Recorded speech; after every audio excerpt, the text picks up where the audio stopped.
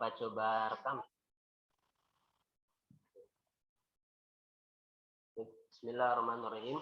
Assalamualaikum warahmatullahi wabarakatuh. Waalaikumsalam warahmatullahi wabarakatuh.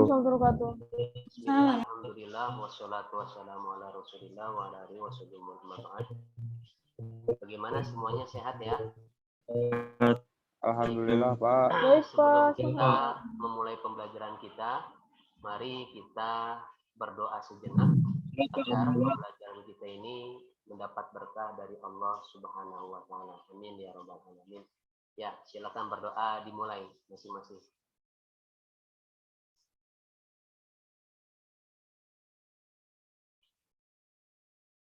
Berdoa selesai.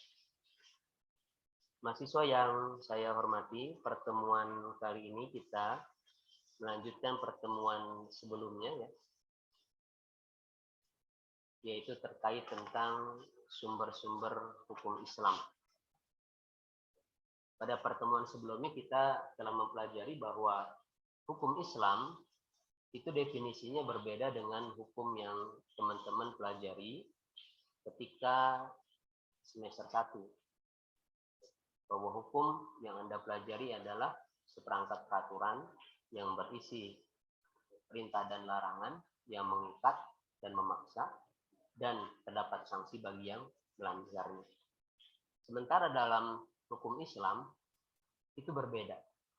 Definisi hukum Islam sebagaimana yang disepakati oleh mayoritas ulama yaitu kitabullah, kitab Allah, al-muta'alliqu yang berhubungan yahkamil mukallafi dengan perbuatan mukallaf, tolaban yang bersifat perintah atau larangan, wakhtiaran dan memilih untuk melakukan sendiri. Yaitu hukum Islam, kalau Bapak refresh pembelajaran kemarin kurang lebih seperti maknanya. Nah, pada pertemuan kali ini kita akan membahas terkait mengenai tentang sumber-sumber hukum Islam.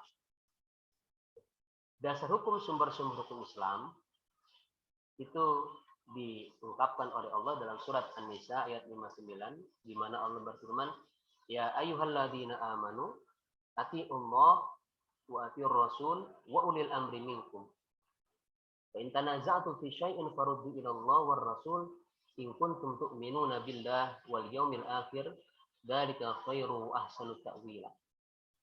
Di sini Allah berfirman, wahai orang-orang yang beriman, taatlah kepada Allah. Bagaimana cara kita taat kepada Allah? Yaitu kita mentaati segala aturan yang ada di dalam Al-Quran dan menjauhi larangan yang Allah tetapkan di dalam Al-Quran. Wa atiur rasul, dan taatlah kalian kepada Rasul. Bagaimana cara kita taat kepada Rasul? Yaitu mengikuti sunnahnya, mengikuti perintah beliau di dalam al-sunnah. Sunnah dalam keyakinan ahlu sunnah wal jamaah, yaitu hadis muttafaq alaih, yaitu yang disepakati kesahihannya dalam Bukhari dan Muslim. Terus ada Sahih Bukhari, Sahih Muslim, Sunan Ibnu Majah, Sunan Ibnu Daud, Sunan Tirmidzi, dan lain sebagainya. Nah, itu ketentuan-ketentuan hukum yang Rasul tetapkan di dalam as-sunnah itu wajib kita taati. Karena as-sunnah merupakan sumber hukum kedua berdasarkan ayat ini. Wa ulil amri minkum. Dan taatlah kepada orang yang menguasai urusan kalian. Kalau dalam masalah agama, ulil amri yaitu ulama yang paham terhadap hukum Islam. Jadi manakala dalam suatu masalah Allah tidak menetapkan aturannya di dalam Al-Quran dan Rasul tidak menjelaskan dalam as-sunnah, maka kita harus mencari pendapat ulama, khususnya tentang ijma ulama, kesepakatan ulama, konsensus ulama dalam suatu permasalahan.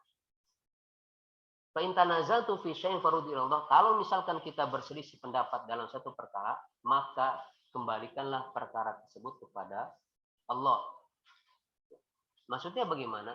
Apabila tidak dijelaskan secara tersurat di dalam Al-Quran tidak dijelaskan secara tersurat di dalam hadis, maka kita mengambil makna tersirat dari Al-Quran dan hadis. Contohnya apa? Yaitu metode penemuan hukum yang namanya qiyas atau analogi hukum. Di dalam Al-Quran, Allah itu hanya mengharamkan khamr, minuman keras. Kenapa khamr diharamkan? Karena khamr ya, yang merupakan perasan anggur yang difermentasi itu dapat menghilangkan akal. Dan akal itu sangat diperintahkan oleh Allah untuk dijaga. Bagaimana hukumnya dengan sabu-sabu, ganja, heroin, dan lain sebagainya? Al-Quran kan tidak menjelaskan secara tersurat. Hadis Nabi tidak menjelaskan secara tersurat. Lalu bagaimana hukumnya? Nah, ini ada yang namanya metode qiyas. Menyamakan hukum suatu permasalahan yang tidak dijelaskan secara tersurat dalam Al-Quran dan Sunnah dengan ketentuan masalah yang telah dijelaskan aturan dalam Al-Quran dan As-Sunnah. Kenapa khamr dilarang? Sebab dia memabukkan dan menghilangkan akal.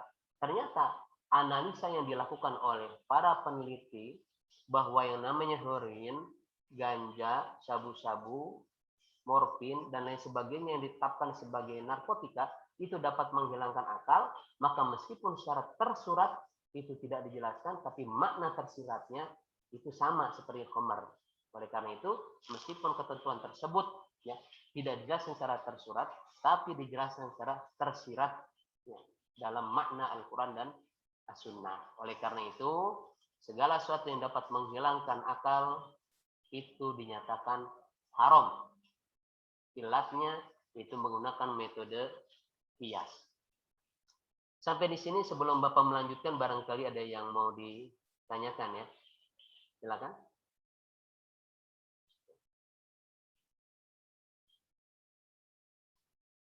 Baik.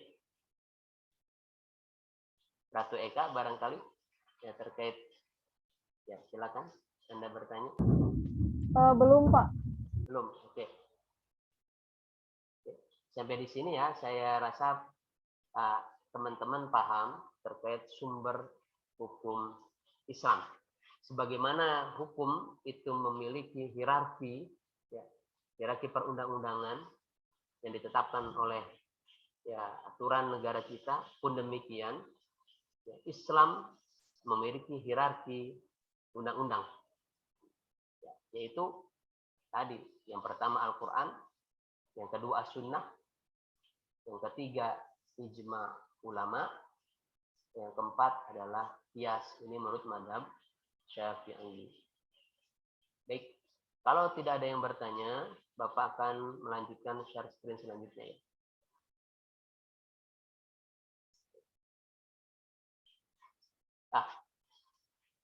Karena fungsi as-sunnah, fungsi hadis adalah menjelaskan dari ketentuan Al-Quran, maka selain Bapak menjelaskan tentang dasar hukum sumber hukum Islam dalam Al-Quran pun Bapak mengambil hadis riwayat Imam Ahmad, yaitu menurut riwayat Mu'ad, anna Nabiya sallallahu alaihi wasallam qala li Mu'ad, Nabi bersabda kepada Mu'ad, hina ba'athu ilal Yaman, ketika Nabi mengutus Mu'ad ke negara Yaman.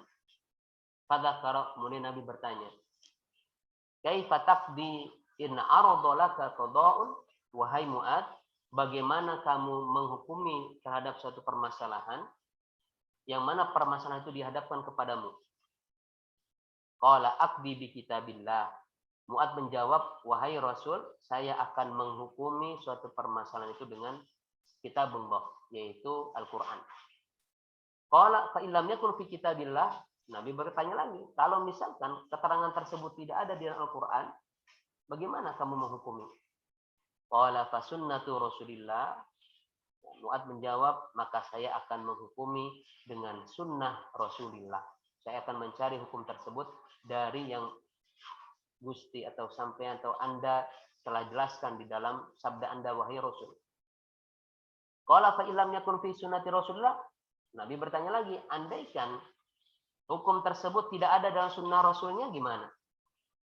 Qala ajtahidu ra'yi wala alu. Mu'ad menjawab, saya akan menggunakan segala kemampuan berpikir saya untuk menetapkan itu permasalahan, tapi tentu berdasarkan Al-Quran dan As-Sunnah. Qala fadaraba sadri, kata Mu'ad, akhirnya Nabi menepuk dadaku dan Nabi bersabda, alhamdulillahilladzi waffaqa rasulillah bima yurdi rasulah. Segala puji bagi Allah yang telah memberikan taufik kepada utusan Allah kepada sesuatu yang membuat ridho Rasulnya. Nah, dari hadis ini kita bisa melihat bagaimana Mu'ad memberikan jawaban tentang hierarki sumber hukum Islam. Yang pertama kitabullah, yang kedua sunnah Rasulullah, yang ketiga dia menggunakan ijtihad, penggalian hukum berdasarkan Al-Quran dan As-Sunnah. Oleh karena itu, rekan-rekan sekalian, jadi sumber hukum Islam berdasarkan ayat Al-Quran dan juga berdasarkan hadis Nabi, itu kita bisa lihat Al-Quran yang pertama, yang kedua As-Sunnah, yang ketiga ijma, yang keempat qiyas. Baik, sebelum dilanjutkan, barangkali ada yang mau diskusikan? Saya, Pak, Baik, gimana Ratu? izin untuk bertanya, Pak. Kan kita itu punya Majelis Ulama Indonesia ya, Pak, dan kadang suka membentuk fatwa gitu, Pak. Nah, kalau kekuatan fatwa sendiri dalam hukum Islam bagaimana ya, Pak? Terima kasih. Maaf, tadi kurang jelas gimana? Oh iya, Pak. Untuk fatwa sendiri kekuatannya dalam hierarki hukum Islam itu bagaimana ya, Pak? Fatwa ya. Iya, Oke, terima kasih, Pak. Baik, sebelum Bapak menjawab, barangkali ada teman-teman yang memberi tanggapan, silakan. Karena sistem sekarang kan student center learning, mahasiswa yang menjadi pusat pembelajaran. Jadi sebelum Bapak memberikan tanggapan, barangkali ada yang memberi tanggapan, silakan. Ya, fatwa itu masuk dalam apa? Baik, belum ada, Bapak akan memberikan jawaban. Nah, tadi fatwa itu masuk ke dalam ya, ijtihad. Karena seseorang memberikan fatwa, itu tidak boleh ketentuan hukumnya keluar dari Al-Quran dan As-Sunnah. Baik yang tersurat maupun tersirat. Tadi Bapak jelaskan, kalau misalkan secara tersurat dia tidak ada hukumnya, maka dia harus menggunakan makna tersirat. Makna tersirat itu bisa ditemukan dengan metode ijtihad. Nah, metode ijtihad itu dilakukan sehingga tadi Bapak menggambarkan istilah tentang qiyas, tentang menganalogikan hukum. Ya, yang namanya heroin, ganja, morfin, dan lain sebagainya, itu menjadi haram karena menggunakan metode qiyas, menganalogikan hukum. Hukum morfin haram, hukum ganja haram, itu berdasarkan fatwa yang diambil dari makna tersirat di Al-Quran dan As-Sunnah. Gitu ya Ratu ya. Jadi fatwa adalah hasil produk dari ijtihad, keluarlah fatwa. Baik, itu barangkali yang bisa Bapak jawab ya. Oke, ada lagi barangkali yang mau didiskusikan?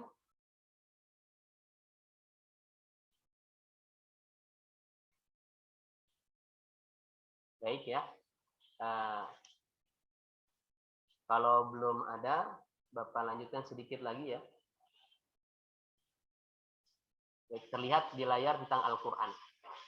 Tadi sumber hukum yang pertama Al-Quran. Apa itu Al-Quran? Al-Quran adalah kalamullah Ta'ala, firman Allah Ta'ala.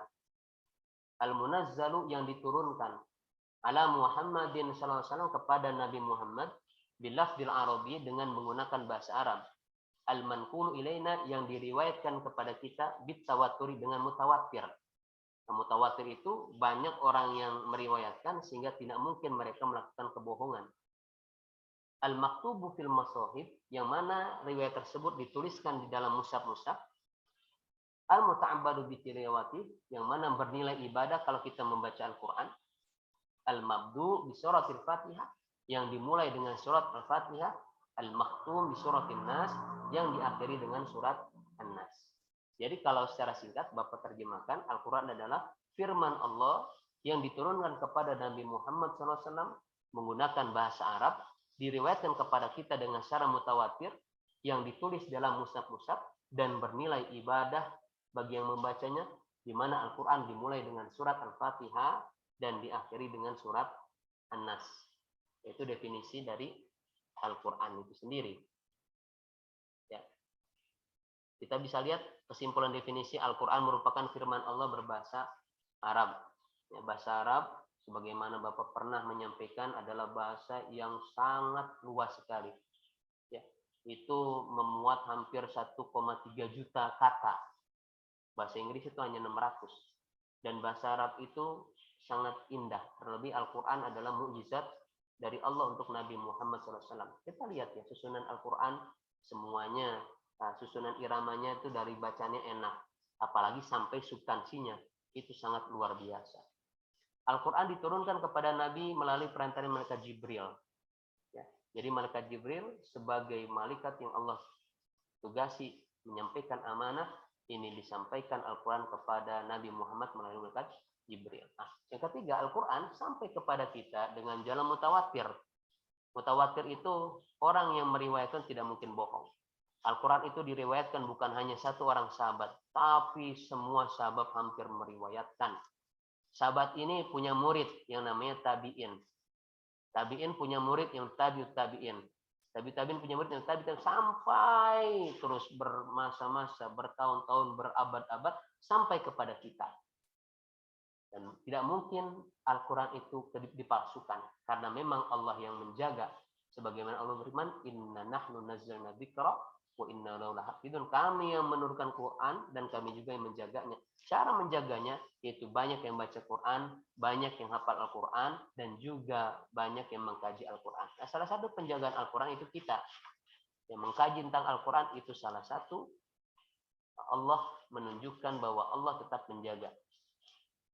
Al-Quran adalah mukjizat Nabi Muhammad yang bersifat memberikan tantangan kepada siapapun yang tidak percaya terhadap kebenaran wahyunya. Ya. Ditantang seluruh manusia.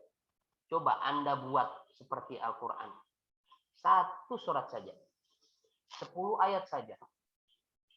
Meskipun Anda dengan bantuan manusia seluruh dunia, meskipun Anda dengan bantuan jin dan malaikat tidak akan mampu membuatnya. Karena Al-Quran adalah firman Allah. Oke. Ya. Oke. Sebentar. Al-Quran ditulis di dalam mushaf, penulisan telah dikerjakan sejak masa Nabi. Karena seluruh tulis inilah Al-Quran juga disebut Alkitab. Dewasa ini mushaf Al-Quran juga disebut mushaf Utsmani karena penulisannya mengikuti metode Utsman bin Affan. Oke, barangkali itu saja pertemuan kita pada hari ini. Mohon maaf atas segala kekurangan. Ya, nanti akan Bapak sampaikan pertanyaan terkait pertemuan kita pada hari ini di grup kelas ya, sehingga teman-teman bisa ngisi terus bisa menjawab. Oke, itu saja pertemuan kita pada hari ini. Semoga ada manfaatnya. Wassalamualaikum warahmatullahi wabarakatuh.